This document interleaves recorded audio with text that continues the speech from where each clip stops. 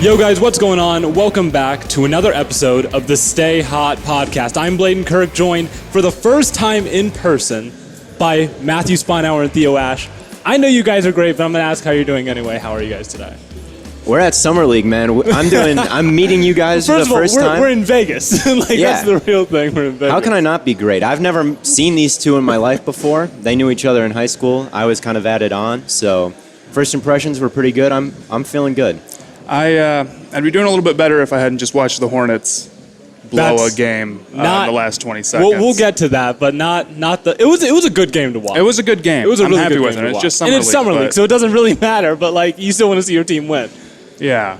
Yeah, definitely. So, today we're going to be going over, obviously, the NBA Summer League. That's where we're at right now. But we're also going to be going over, we were at the Raiders training camp today. That was a whole lot of fun. We were. So we're going to go over that. And there is a little bit of NFL news that we might touch on as well. But before we hop into that, of course, make sure you leave a like, subscribe, review, a comment, and make sure you follow at StayHotPod on TikTok. We'll be posting some great content there as well. And on Monday, we're going to be doing another set of mailbags. So if you want, you can leave us a voicemail at 614-349-8050, or you can email us at stayhotpodcast@gmail.com. NBA Summer League. What have you guys liked so far? You guys know you're the basketball guys here. I've watched a little bit, but... Well, the hotel is great. The hotel's phenomenal, man. We're kind of...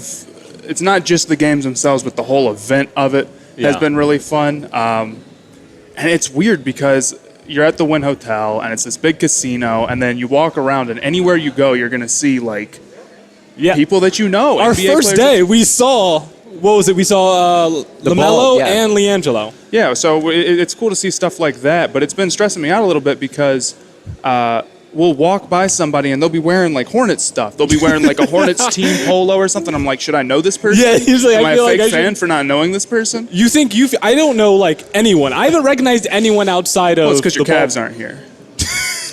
Do you think I can honestly name the starting five of the Cavs, let alone I think their summer league players? Yeah. It's I've already been over. I don't think I can name a starting five in the entire. It is so weird to league. be in the hotel with all these NBA players walking around because I've never felt short in my life, ever. Okay. And the worst, when I got here and met you guys, the worst thing possible happened, and that is that Blaiden took a picture that made me look short. It was a video. It was a video that made me look short. The worst possible thing that could have happened. I thought it was a photo. It was a video. It was the one of it was the video where we were at the airport, and immediately I checked the comments, and it's no way is Theo as tall as he says he is, and I'm like, this is a disaster. That's happened to me too, where it's I've been slumping down a little bit in a photo, and people have been so you're obviously lying about your height. I had to prove it, and it's I can't compare myself to the people here because they're all 6'8".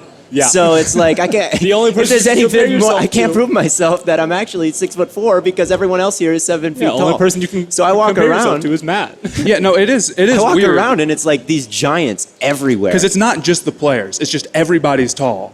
It's the staff and I don't know. It's weird. I've never seen. But it's all like basketball people, so that kind of makes sense. It's really cool. So that's a takeaway. But we saw LaMelo and we saw LiAngelo and we saw a bunch of Hornets guys. So it's a celebrity lifestyle that we've been living. And then of course hours Shaq. Here.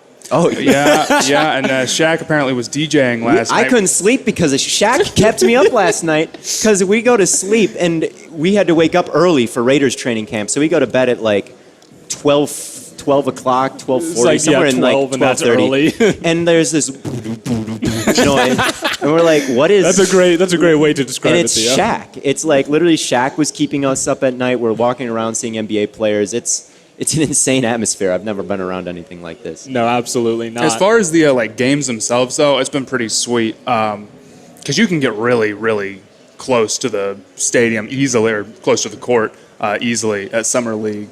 Yeah. And there's a main sort of I'm looking out to it right now. There's a main actual college basketball. We're at UNLV stadium, and then there's one that's more like a high school gym. Honestly, a really big high school gym. And the Hornets were just playing in there, and it's just a super weird atmosphere because for free throws it would go really, really quiet. You felt bad for talking. It was deafening. Yeah, it was so weird. It was ridiculous. I posted it on TikTok. I made. When did you find time to post that on TikTok? I just recorded it when the free. Is that where you went when you just disappeared? No, no, he's just from his seat. From the seat. Yeah. Oh, I didn't see you do that.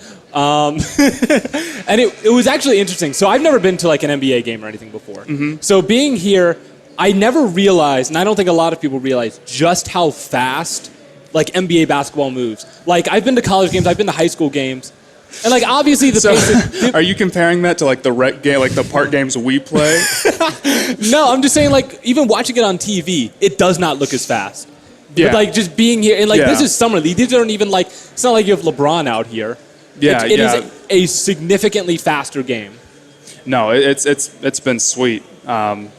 As far as like watching the Hornets and the analysis of them go, I feel like I got to break them down a little bit. You have to. We did lose, and It was we a great did game. not get off a final shot with 1.6 seconds to go, and that did piss me off a little bit. I'm not gonna lie, but Book Night looked a lot better than he did his first game. The big difference for me is he seemed a little bit calmer, and he was looking. His vision was a lot better. There were a lot of times, and there still are sometimes in this game, but there were a lot of times first game where they'd run a pick and roll and somebody would cut to the basket and they'd be wide open. It's like, how can you not find them? And they just couldn't find them. But I feel like that's pretty normal. That's like a normal rookie. This is my first game in Summer League problem to have. That might just be nerves, honestly. Yeah, because I mean, LaMelo was super rough his first real game for the Hornets, and then he kind of came on as it went on. So to see Book Night progress really quickly and look much better at that, because I think the passing ability is there for him. we saw a couple really nice passes. He had a from couple him. really nice passes. He had one on a fast break that was ridiculous. Yeah, that was crazy. Yeah, I thought it was funny. Last night we were talking, one of the members of our team is an ex-agent, and one thing he told us is a lot of the guys who are here for Summer League are agent favors, is what they call them, like a favor for an agent to get your guy in Summer League. And we were talking about how anyone who has a number like in the 50s or like the 60s, if they're in the 60s, their agent is just very well connected, and they got his guy in there. He's just But like it was that. funny to see who are the agent favors and like who we thought were the like legitimate good like players were. And I thought, I mean, the degree of shot making that was happening in that Hornets versus Spurs game was pretty mind blowing. And then immediately after that, we went and watched the Timberwolves versus Bulls game. Polar it was like the opposite. polar opposite. Yeah, I mean, was 10-minute horrible. quarters, and it was 100-something, 100, maybe 105, 106, and Yeah, scored something that like game. that, So yeah. it was really fast-paced. I don't know if that was only because the shot making was that great or because the defense I mean, at points was not what, awesome. What, But there what was 33 on the Spurs? I can't remember. Trey his- Jones. Trey Jones. I think. Was an absolute bucket, a walking Yeah, bucket. he was killing Everything he was putting up was going in. Yeah, he hit that game winner. Yeah. And I thought that was good defense on I the game did winner too. that It they were killed me. playing. I almost thought it was going to be called a foul. That was my thing. And in that game, we saw the LiAngelo Ball half-court heave Oh my buzzer God. Oh beater. yeah, That I got on footage. And you got that on camera. That So was- it was just a crazy game. Like there were step back threes, there were big dunks. Like it was like one of the more exciting basketball games that I've been to. And I know I've been to a Matt's good amount of upset. Suns games. I No, know, yeah, it was Matt, you're upset that they didn't put LiAngelo in for that final. Oh, you know, I that can live final with not play. putting LiAngelo. If LiAngelo had hit a game-winning shot and we had recorded it and we had put that on TikTok, that would have probably done pretty well. So I was cheering for that. But even if we had just gotten a shot off, I would have been happy. Yeah. But we weren't able to do that. So Yeah. And the other game we watched, we saw Gary Payton's son, Gary Payton Oh. 2, throw down this absolutely monster dunk. And it's more about that for Summer League. Like I don't have these. Like the moments have been really, really cool to see some of these young guys Yeah, and some of these yeah. guys that you're excited for. Book Night had a really, really good game for you guys. Oh, yeah. And yeah, it's just been fun. And again, like just the lifestyle of the people around here is really what stands out to me. Like I had pizza with salmon on it, and like Salmon on Okay. pizza Oh, makes okay. no sense. it was I didn't- awesome though. I thought it tasted really see, good. I didn't like it. I didn't rock with it either. Okay, yeah, dude. But I also didn't don't. wanna I say also don't like anything. onions or anything. I didn't want to be a jerk and be like, this pizza sucks, but like, I'm not a fan. I wasn't a fan. Everything else that I'm we a cheese got was guy. I'm a great. cheese guy. You know that's. Salmon pizza, look, salmon pizza, if you ever have the opportunity to order it, I would advise it. Don't listen to Matt. Don't listen to Blaiden. don't know what he's talking Listen to about. me. And When have I ever had a bad food take, man? stop. We're not getting into food takes this episode. We when don't have you time ever for had a it. good one? Anyway, We were also at Raiders training camp, and there wasn't a whole lot of interesting stuff. Obviously, there was Bryan Edwards who had an absolutely monster grab, but it was mostly not Derek Carr. It was Nathan Peterman. yeah. Yeah. I mean, it's a practice. It's a practice, Like, what can you really expect to glean? If you went into this training camp expecting to come out of it with like hot takes and like Yeah. there's so much all the position You would be groups disappointed. all the position groups are practicing all at the same time, so you can't really focus on everyone. I saw a couple reps. I thought Josh Jacobs was the guy who really impressed me, and it was mostly because of the blocking drill. Yeah, I mean, it was yeah. instant. The difference between him and everyone else was so like clear and so obvious so quickly when like you'd have the linebacker coming in between the two garbage cans and Josh Jacobs would just go punch him right in the mouth and like not let him anywhere. And the other guys were kind of revolving doors. Yeah. I thought Kenyon Drake also did a pretty Kenyon good Drake job. had a good, Yeah, he had he some did- good he reps did there. But everyone else was either getting blown by or kind of letting the linebacker come to them, and then they'd get blown up. So most of the running backs not doing a great job blocking. The one guy again, Bryan Edwards. People talk about he's the next Theo. I don't know if he's that good. That no one said he said John Gruden said he reminds him of Theo. Okay. I don't think anyone was Okay. saying Bryan Edwards is the next I was about to say five-time All-Pro, top five of all time. That seems like really big shoes to fill. And I don't know if he's going to fill those shoes, but I noticed that even in warm-ups, it was a very clear difference in like who the number one receiver was, or at least who felt like he was the number one receiver, just by the way he like ran his routes harder than everyone else. Yeah, you can kind of tell. And there was a part where everyone was working special teams and they were working kickoffs, and then it was the quarterbacks and just Hunter Renfrow. And they were just practicing, and obviously Hunter Renfrow is going to make the team. Yeah. And they were practicing something sneaky over in the corner by themselves. And like Bryan Edwards, he had that really nice catch on the sideline, and that's consistent with what we've heard throughout training camp from him. Apparently he's doing this all week. But overall, I thought the defense, they may have won the day. We talked about Nathan Peterman and how he got most of the start. So who knows how much you can take for it. But even when Carr was playing 7-on-7, I mean, he was getting forced to take checkdowns over and over again. That's most of what we saw. The thing that I really took from that is you'll see a lot of beat reporters and whatnot report on how quarterbacks are doing by like showing how many completions they got and a certain amount of attempts. Yeah. But when you go there and you watch some of the drills that they run, just because it was a completion doesn't mean that they won that rep. No. There were a lot of times where, I remember one time in particular, Peterman, I think he like messed up on his read or he missed a guy and he didn't get through his progression right. Even though he was mostly good that day. Right. So he ended up checking it down like way too late where it was like 6 seconds and you're not going to have that much time in the pocket. And that would go down as like a completion and that would look good in a tweet, but that doesn't mean it was actually a good rep. And same thing, there was a tight end at one point who broke open, and he was dancing. He was like jumping and yelling as his route because he was so wide open.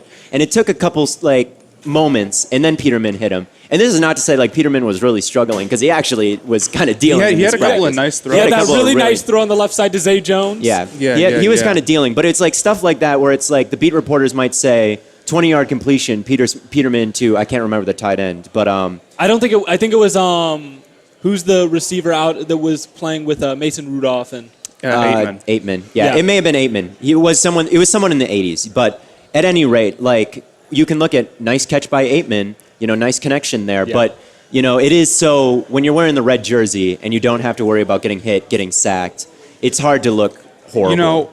Exactly. His name is ATEman, like ATEMAN. Yeah. Yes. But he wears 88. Do you think that's like 8 man? You don't think he does that on purpose? No, dude, I bet you If that's he why. wanted to be 8 man, he would wear just 8, not 8s. Yeah. Maybe, but he couldn't do that before like this year, right? You couldn't be single digits. I guess. I don't know. At any rate, Raiders training camp, some other things I noticed was Yannick Ngakoue. I mean, he's been an established speed rusher. He's had a ton of sacks over the past couple seasons. He looked fast in person. He was, I know that Leatherwood, this is not like a freak out about Leatherwood kind of tweet, but he had a spin move on Leatherwood that was filthy, and he beat him for a rep there. Max Crosby had his hands, he batted his hands away and got around the edge too.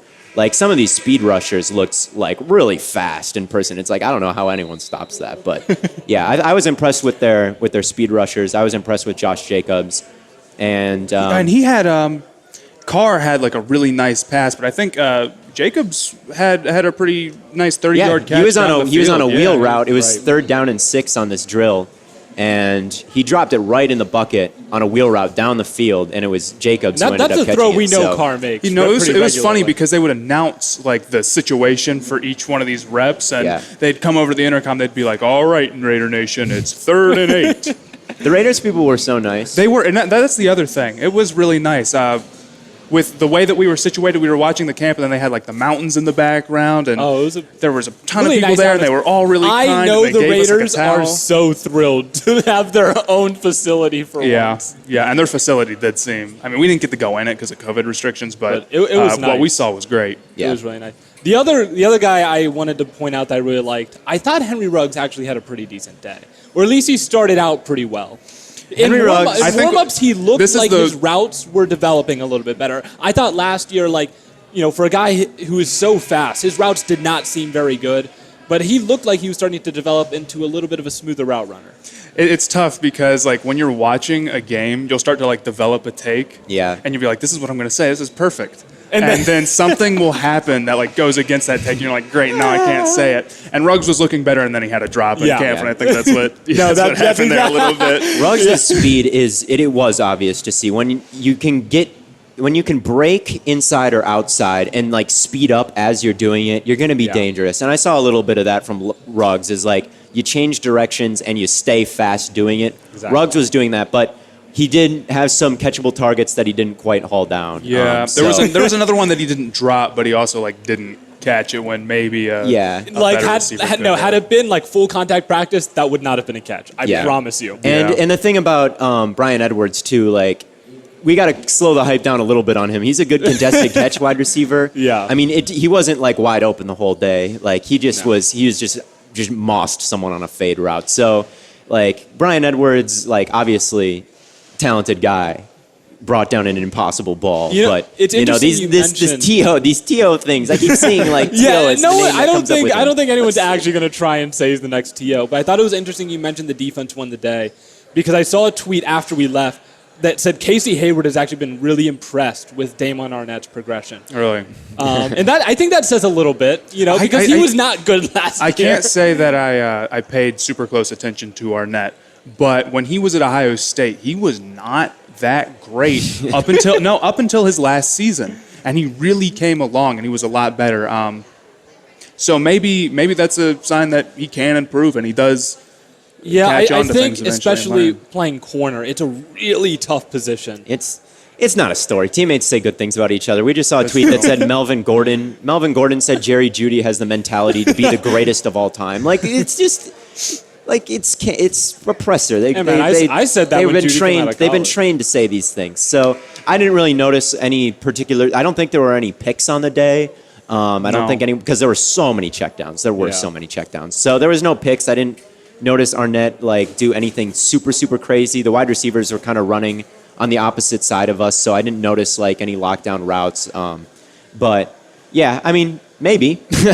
So do we think we add an extra win or two to the Raiders this year? Because they were nice to us. They were very nice. That's got to bode well for them. They have good karma. They treated us very kindly. All the staff was hello. They told us exactly where to go, which has been kind of a continuing theme through our time in here. we don't know where to be. We don't quite know where to be. We show up, we don't know any of the rules, and we don't know where to go, and we're talking to the wrong people. We're in the section where the NBA scouts are, and we just show up with the popcorn and hot dogs and sit down and it's obviously says reserve. We missed the sign. Yeah, but they were very nice. They told us exactly where we can and can't be, and they were very friendly about it. And so I'll tack on one win to the Raiders for good karma. You're not beating the Browns again, though. Don't get it twisted. So speaking of Ohio State guys, Damon Arnette, Michael Thomas or reportedly once out, but I believe it. I do too. I saw someone, that tweet that he liked was From PFF. they wanted me to play because they wanted to get Drew Brees, the best supporting cast he could get, and what they knew was probably going to be his last year. And then that delayed, his surgery, and that meant that he was going to miss time. And then now that's the case, and he thinks that the Saints are mad at him when really he was trying to do what they wanted him to do. I can kind of see that's I can see that totally. I can definitely see that scenario playing out, and if that is the way it plays out, he does have a right to be mad. But at the same time, there is two sides to every story. I don't know if Michael Thomas actually ended up getting traded. I think that's a little bit far-fetched. I mean, we saw Xavier Howard. That situation went down, and he ended up staying. So I don't know if anything actually ended up going down, but they'd have to eat so much dead cap, much dead cap. It would be and ridiculous. It was the same thing with Wentz. And it would ruin their team. I mean, they would have like no weapons. Yeah. Basically. Kind of bringing things back to Summer League. This experience overall has just been, I guess out of body, I guess is the only way I could put it. Have you ever seen Succession, the show Succession? I have not. It feels like an episode of Succession. I feel like Cousin Greg. I don't know who Cousin Greg is. If anyone gets that reference out there, that is what I have felt Theo's like. out here bringing up references that you no get one it. Yeah, he gets it. Yeah, he's pumping his. I feel like Cousin Greg. I get out here. I'm eating salmon pizza. Yeah, that's what I feel like. But yeah, going back to Summer League. The other day there was Jalen Green versus Cade Cunningham in a legacy game, really, for both of them. Oh yeah. Well, I mean, the top rookies, whatever fan bases they go to, are always a little bit toxic the next year. Like I know Timberwolves fans and Hornets fans are not super good friends right now because of Anthony Edwards and LaMelo, and that seems to be starting up extremely quick for Cade Cunningham and Jalen Green. Jalen Green's looked ridiculous. Both of them played really well the other night, but Jalen Green in particular has been impressing me a lot. Yeah, so I would love to be able to see a game between them or of one of them here. We haven't really gotten that chance yet. We saw Book Night, and LeVar was there and LaMelo was there, and that was a packed house. But you were getting pictures of them like through your binoculars. I was getting pictures of them through my binoculars, but that's the photo. No. Photojournalist. This guy was like, so we're sitting behind the Hornets like bench area, and we're pretty far up. So he's able to take these binoculars and he holds his phone up to him and he's taking like pictures of the play that the Hornets are drawing up, and then adding the Spurs on Twitter, telling them what they're about to do. Yeah. And none of that ever happened.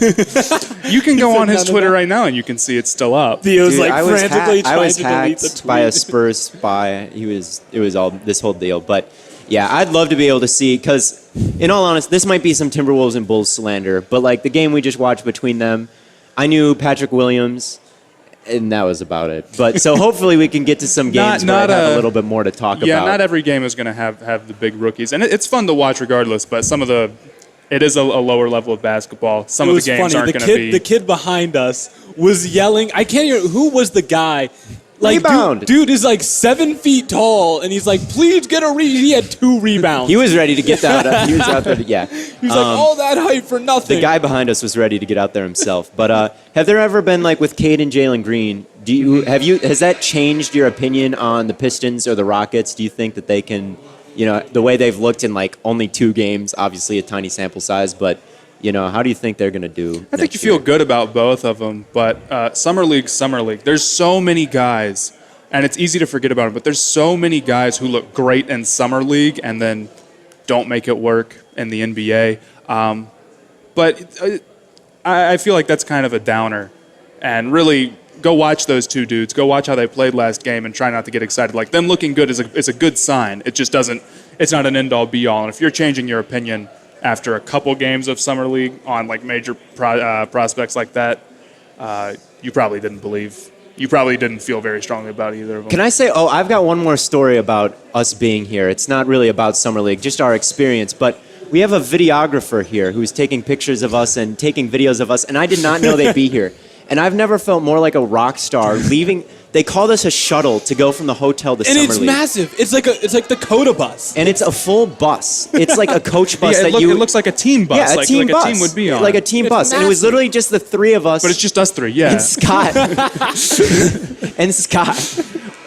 One of our... I mean, I'm not complaining. I'm not complaining either. So we're on this bus by ourselves, and we go to Summer League, and we get off, and we have to take like these slow motion videos of us leaving the bus. And I would have dressed better if I knew this was going to happen. Yeah, Scott didn't tell us until we were like pulling into. He's like, you got to get. And so like we're like getting these slow motion like badass shots of us climbing. They probably did not turn off badass, but we'll see. I don't know. He looks like he's a pretty good videographer. But then we get in. We get in the stadium, and we go to the main courts because that's all we knew that there was. And the Hornets aren't playing, and that's who he came to see. And Spanauer is I'll like be real with you guys. so mad. I was upset. Matt was upset. The Hornets only play one game while we're here. And this was like the one. I'm trying to be like, you know, I don't want to be the guy who's like, we need to do this and this and this and this. So like the one thing I want to do is go watch the Hornets. And then we just like look in there and it's the Bulls warming up. It's the Bulls and the Timberwolves. And we sit down and he's so mad. And like the video is like right in his face. Like this camera. And I'm like, I feel like the Kardashians. I feel like I'm on a reality TV show right here. That is something the Kardashians. No, it's so funny because he's just so mad. And like, then the like camera comes up and like records him in this moment. But it all got worked out, and we did find out they were just in a different. It's like Kanye when Kim asked if they could have a jacuzzi. Yeah, it's just been bizarre. It's really been kind of the rock star lifestyle for us here. The good and the bad of it. The one thing that really hasn't worked out is we're all 20 in Vegas, not 21. Why is that a problem, Matt? You're not getting the full experience. You have to like avoid the machines, or Yeah. you'll get in trouble or whatnot. It'd be cool to just be able to go. Like I'm not going to go gamble a ton of money or anything. Yeah, but no, I had friends ask me, they were like, oh, you're in Vegas. Have you like won any money? I'm like, I'm 20. Yeah, I mean, if Theo was 21, he'd be glued to the slots right now. I turned 21 in 10 days. So I don't think Summer League's still happening in 10 days. Well, 9 days from when this episode comes out. All right, 9 days from when this episode comes out. I was so close to being 21, and I could have left you guys in my dust, and I could have gone and done my own thing. But yeah, you could have gone and done whatever you wanted, Theo. I'm stuck at the little kids' table here. I don't know. I wish we could have like. I wouldn't have to be drinking water right now. I could be just taking shots right here in 9 days. Recording the podcast. I wish we could have these like super hardcore takes where we'd be like, this is what I learned. I totally changed my perspective on this player. Like he's completely different, but I feel like it wouldn't be. I thought about it with Leatherwood. When I saw Leatherwood get beat by this Yannick spin move, I'm like, okay, but should I say were we high on Leatherwood to begin with? I barely scouted offensive tackles. I'll be real. I thought he was a fine pick. I don't know. Okay. Yeah. I mean, obviously the Raiders thought he was a decent pick. Otherwise, they wouldn't have taken. It was interesting. I was reading the kind of the program at Raiders camp, and they had like a quote from Gruden on Leatherwood, and it was like he's a really athletic guy. That's why we took him. And then there was under something else about, they think he's a really smart prospect also. Yeah. Gruden is hilarious. I saw Gruden yelling, and I couldn't make out what he was saying because he was on the field and wearing the stands. But I just laughed just watching him. Like, he's kind of a short guy. He looks tiny compared to everyone else. I feel like that's compared to everyone. And plus they're wearing helmets. Yeah, he kind of looks like an elf kind of dude. He's got like the bang. I mean, I have the bangs, so I can't say that much. But he's got like, I don't know. He's kind of like this older dude, like short, and he's just like, and it's Gruden, right? Like Gruden is such a character, and he's just like yelling obscenities, I'm sure, at all the players. I laughed seeing Gruden. He was probably my favorite part, actually. Gruden's been your favorite part of all of Vegas? Yeah. Oh, yeah. He was my favorite part.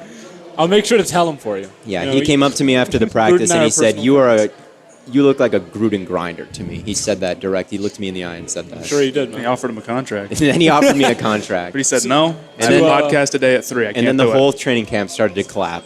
It was awesome. And everyone clapped. And everyone clapped. It's like when they offer like college kids full rides. Yes. And everyone just like jumps on them. He offered me a contract and I said, no, I've got a podcast to record at 3. So, but yeah, that was it. I'm glad to know Theo's a man of the people. Yeah. He always has been. Matt, who was your favorite player to watch? My favorite player to watch? So far. My guy, Kai Jones. He just gets up so well. He gets so high. I know that's like such a dumb thing to like love. Like he jumps really high and he's tall, so he gets really high. But it's insane to watch. I mean, you're not wrong. And if you were just like regular everyday life, you'll never see a 7-footer ever.